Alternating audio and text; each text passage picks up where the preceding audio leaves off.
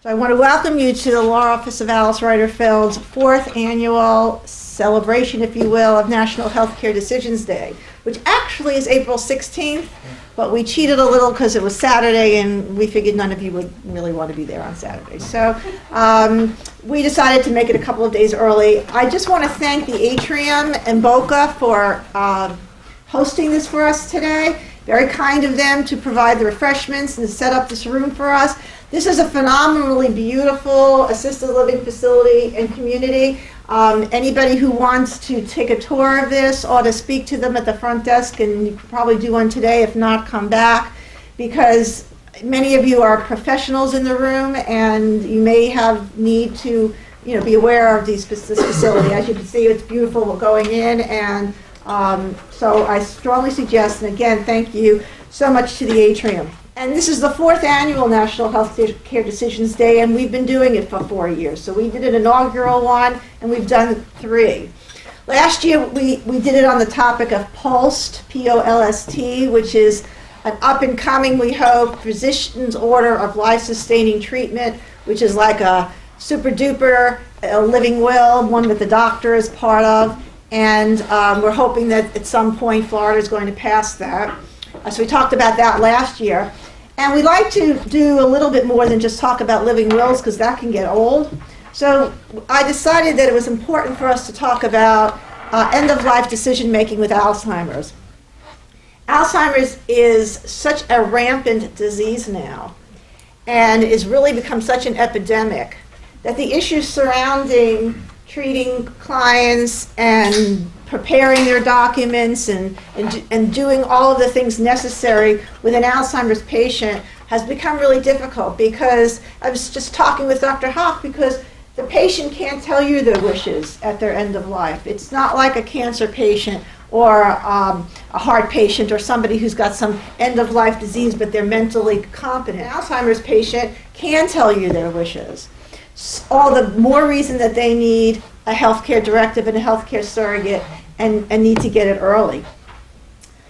I was looking at information on Healthcare Decisions Day the other day, and I came across something written by a physician herself, and she was writing it about her father-in-law. And she was writing it about National Healthcare Decisions Day, and she was talking about a father-in-law who had been a lifelong educator, gorgeous, good-looking man, she said. He loved his family, he loved his friends, he loved word games, and even in his dementia, he was able to, get a quick joke out, for years and years and years. One time at the facility, he was living in a nursing facility, and one time at the facility, he was playing a game, spelling bee, and his team won. And they said to him, "What do you want to name the team?" And he said, "Let's name the team the Winners."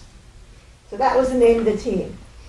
About 4 weeks after that, father-in-law developed some serious blood clots that were preventing the oxygen from getting to his brain, and without giving all the details because I'm not a doctor, the daughter-in-law, being a doctor, was in this conundrum. She said, it's very hard to do nothing. You always want to do something.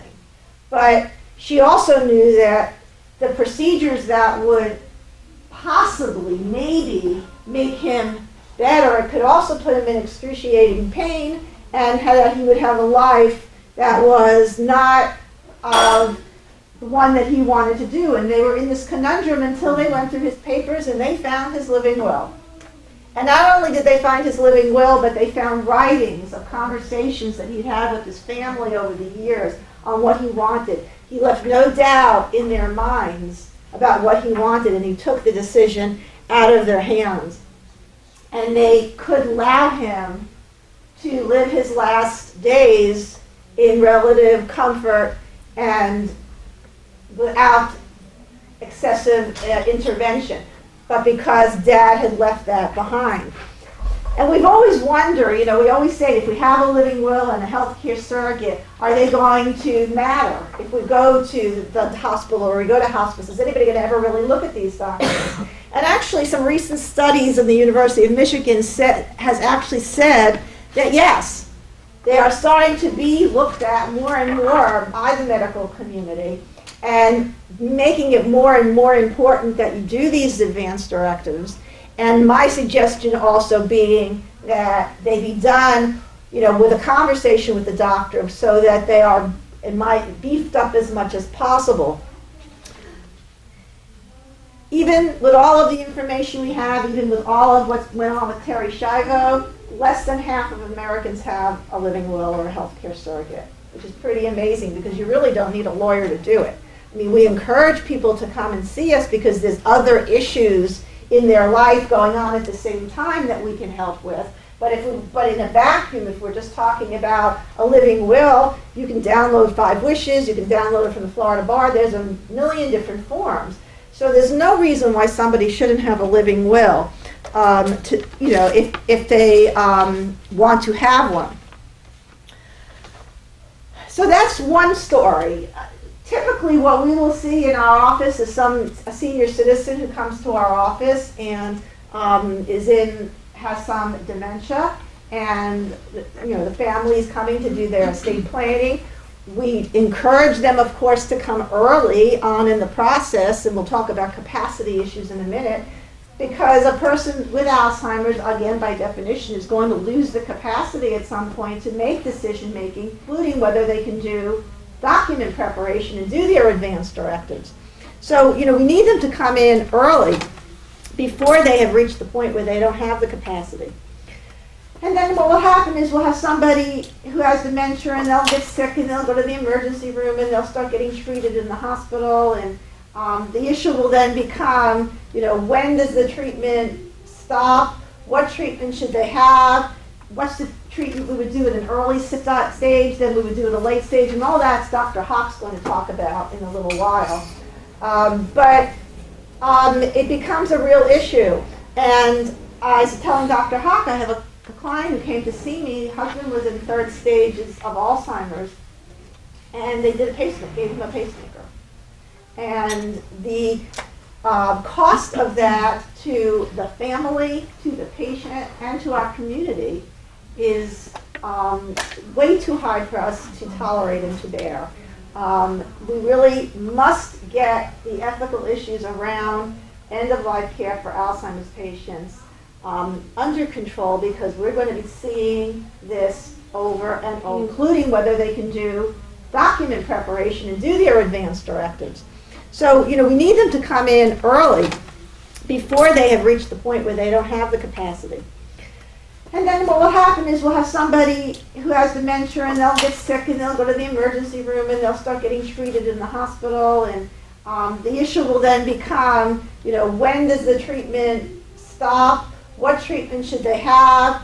What's the treatment we would do at an early stage, then we would do at a late stage, and all that's Dr. Hock's going to talk about in a little while. It becomes a real issue. And I was telling Dr. Hock, I have a client who came to see me. Husband was in 3rd stages of Alzheimer's, and they did gave him a pacemaker. And the cost of that to the family, to the patient, and to our community is way too high for us to tolerate and to bear. We really must get the ethical issues around end-of-life care for Alzheimer's patients under control, because we're going to be seeing this over and over and over again in our worlds. And even for those, we have somebody here from a funeral home, going to be dealing with it with the families. Dad dies and mom has Alzheimer's. Everybody's going to be dealing with this issue, whether they're dealing with it in a personal or they're dealing with it in a professional level. So what are the advance directives that everybody needs? Well, a living will. I'm dying, or I'm in an end-stage condition, a terminal condition, or a persistent vegetative state. I don't want to be kept on life supports, and life supports can be removed. Those are all phrases, Florida phrases. You'll see them in other states, but that's the wording that's in the statute, which is why we so encourage our clients and our families to have these documents be state-specific, because every states are done differently. Doesn't mean it wouldn't be recognized, But most of you, again, in the profession, you want to see one that looks familiar and sounds familiar and smells familiar. You don't want to be in the position of my client who called me once with his mom's living will, which said she did not want any heroic measures. That's not in Florida statute. We don't know what heroic measures mean. So as soon as the nursing home saw heroic measures, go get a court order. We don't want to be in, none of us want to be in that position. None of us want our families in that position. So it's very important that these be done under Florida law and that they be updated regularly, because again, places do not like to take old documents. They're afraid that they may be stale or somebody did it for somebody. So we want a well-written, updated living will so that we can make end-of-life decision-making. We also need a healthcare surrogate. That's somebody who can make decisions for us if we're incompetent, not necessarily in the dying phase or in the persistent vegetative state or in an end-stage condition, but simply unable to make decisions for ourselves. We may be able to be fine at some point, but we need those decision-making powers. And then a durable power of attorney for financial matters. So those are the three most important advance directives. Everybody over the age of 18 should have these three documents. I mean, I'm not talking about Alzheimer's so much right now, but it's just so important that I need to tell it to you over and over again.